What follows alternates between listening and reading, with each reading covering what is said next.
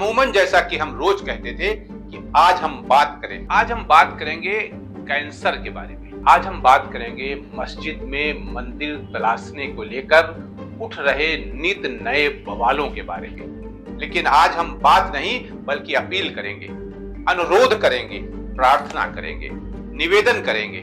और ये सब किससे करेंगे?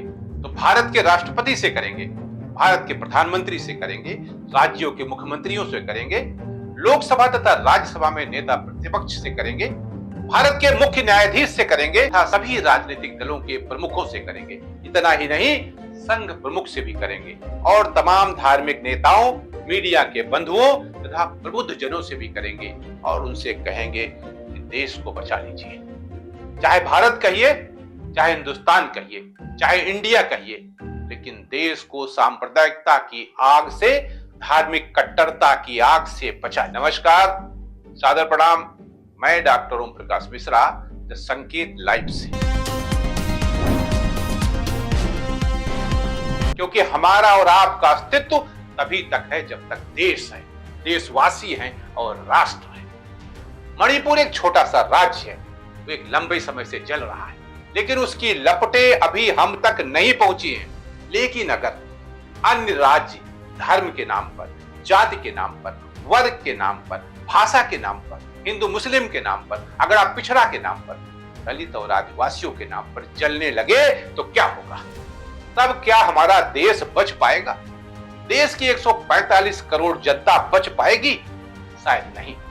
अब जिस तरह हर मस्जिद में शिवलिंग की तलाश की जा रही है, क्या वो उचित है? शायद नहीं। संघ प्रमुख मोहन भागवत ने भी कहा था कि प्रत्येक मस्जिद में शिवलिंग तलाशना बंद होना चाहिए। हर मस्जिद में शिवलिंग को क्यों देखना?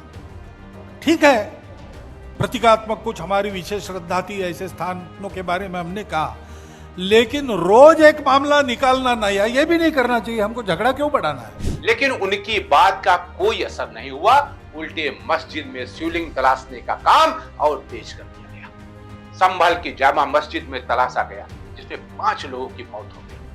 इससे पहले बहराइच में भी तलाशा गया था, यानी एक मुस्लिम घर की छत पर लगे हरे झंडे को उतार कर भगवा झंडा लगाने की कोशिश में एक मौत हुई थी। मैं बहराइच तथा संभल की मरचरी में जाकर राम गोपाल मिश्रा तथा मोहम्मद जावेद के जिस्म से बहते हुए खून की रंगत तलाशने की बहुत कोशिश की, माइक्रोस्कोप का भी इस्तेमाल किया, लेकिन कोई अंतर नहीं आया।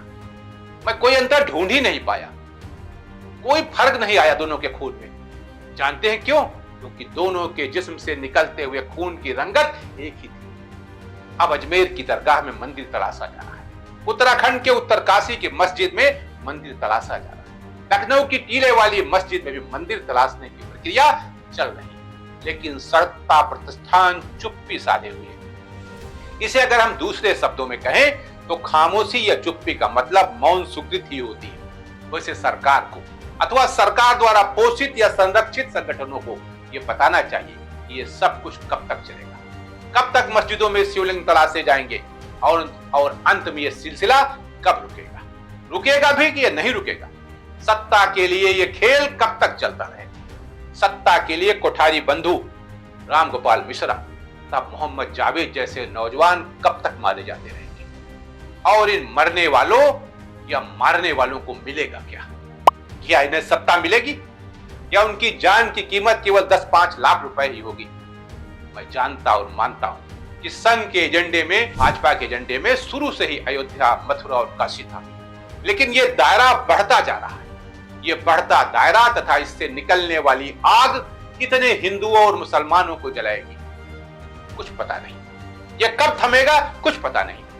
जलता हुआ मणिपुर रह रहकर भड़क उठता है, लेकिन उसे बुझाने की किसी को कोई चिंता नहीं। अब अगर इसी तरह अन्य राज्यों में भी धार्मिक कट्टरता की आग, सांप्रदायिकता की आग तथा ध्रुवीकरण की आग आहिस्ता आहिस्ता जलने लगी तो क्या होगा? क्या सत्तारूढ़ दल को इसका अंदाजा है? क्या राजनीतिक ध्रुवीकरण करने को लालायित राजनीतिक दलों को इसका अंदाजा है? शायद होगा। और यह भी हो सकता है कि इससे उनके स्वास्थ्य पर क्या असर पड़ने वाला, क्योंकि इस आग में उनका अपना तो कोई जलने वाला नहीं है। वो तो कहीं दूर विदेश में तराशा जा रहा है ताकि समय आने पर उसको सत्ता दी जा सके। मरने के लिए घुटने के लिए, जलने के लिए, अपमानित होने के लिए तो हम हैं ही। देश में तमाम रामगोपाल मिश्रा और मोहम्मद जावेद हैं, जिनको जब जरूरत होगी तब मारा जाएगा और लोग तमाशा देखेंगे, रील बनाएंगे और फिर अगले हफ्ते सब भूल जाएंगे। मान्यवर महोदय, मेरे आकाओं, मुझे अपनी चिंता नहीं, अपने जैसों की चिंता बिल्कुल नहीं, क्योंकि हम लोग तो बोनस पे चल रहे हैं। हमको हमारे बेटों और बेटियों की भी चिंता नहीं, क्योंकि वो भी सेटल हैं। श्रीमान जी, हमें चिंता अपने पोते और पोतियों की है। उनका क्या होगा? 80 बनाम 20 में वे कहां खड़े होंगे? उनका जीवन कैसे चलेगा? उनका भविष्य क्या होगा? क्योंकि शिक्षा, स्वास्थ्य, महंगाई, बेरोजगारी, नौकरी तो शायद आपके एजेंडे में है ही नहीं। आपके एजेंडे में तो केवल रेवड़ियां हैं, जिसे चुनाव के समय बांटने की घोषणा करते हैं आप। और हमारे जैसे जाहिल कथित धर्म और राष्ट्रभक्त चटकारे लेकर उन रेवड़ियों को खाते हैं और भारत माता की जय का नारा लगाते हैं। महोदय, मैं ये नहीं कहता कि आप औद्योगिक घरानों का कर्जा माफ न करें, बिल्कुल करें। नरेंद्र मोदी जी ने 22-25 लोगों का 16 लाख करोड़ रुपया कर्जा माफ किया है, क्योंकि आपका कर्तव्य है और ये उनका अधिकार है। आखिर हम लोग कमाते भी तो उन्हीं के लिए है ना, इसलिए ताकि बड़ों का कल्याण हो सके हमारे पैसे से जो हम टैक्स देते हैं, और हमारा ट्रैक्टर नीलाम हो सके। आप बड़े लोगों के लिए सब कुछ कीजिए, लेकिन हमारे लिए भ्रष्टाचार मुक्त समाज का निर्माण कर दीजिए। हमारे लिए स्कूल, कॉलेज, अस्पताल, रोजगार तथा नौकरी और व्यापार करने में रियायत दे दीजिए। हमें जात पात में बांटना छोड़ दीजिए। हम पर खून बरसाना बंद करके हमारे लिए रोजगार के अवसर प्रदान कर दीजिए। हम आपसे वादा करते हैं कि हम एक रहेंगे, लेकिन हमें सेफ रहने दीजिए। हम आपसे ये भी वादा करते हैं कि हम बटेंगे नहीं, लेकिन हम कटे नहीं, इसलिए व्हाट्सएप यूनिवर्सिटी से ज्ञान परोसना बंद करवा दीजिए। हम कागज दिखाने, जाति बताने, धर्म बताने के लिए तैयार हैं, लेकिन हमारा सार्वजनिक अपमान करना और करवाना बंद कर दीजिए। मान्यवर, हम भी भारत के नागरिक हैं। हमारी पूजा पद्धति भले अलग है, लेकिन हम हिंदू, मुस्लिम, सिख, ईसाई आपस में हैं, सब भाई भाई का नारा लगाने वाले हैं। हमें भारत पर गर्व है, इंडिया पर गर्व है, भारत माता पर गर्व है।